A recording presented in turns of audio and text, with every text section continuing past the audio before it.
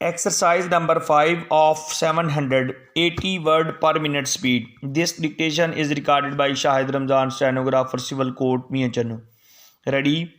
Start. It seems to me that there are three principal ways in which we can learn to do things or to understand things: looking, comma, reading, comma, or hearing, full stop. We can watch things done by other people, comma, and copy their movements and actions, full stop. This is the way in which we learn when we are very young, full stop. Babies, comma, and all young animals, comma, of course, comma, are very quick to copy the acts of their mothers, comma, and in this way they learn a very great amount in a remarkably short time, full stop. We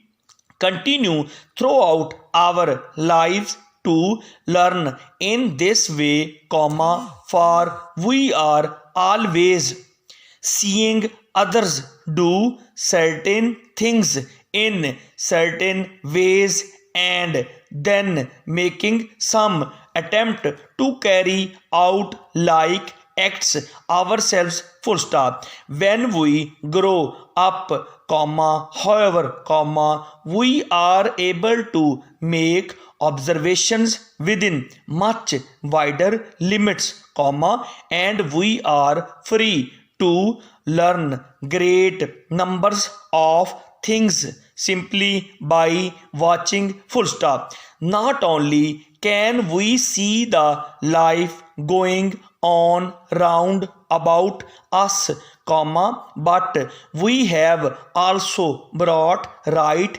into the home the moving picture and the TV set, full stop. There is, comma, perhaps, comma, no more interesting and successful method of learning about other countries than to watch moving pictures that have been taken in those places, full stop. Most of us find it much easier to remember what we have seen than to remember what we have read in a book or have been told, full stop. Even a very good writer, comma, telling us of scenes and doings in far off lands, comma, cannot bring to our minds so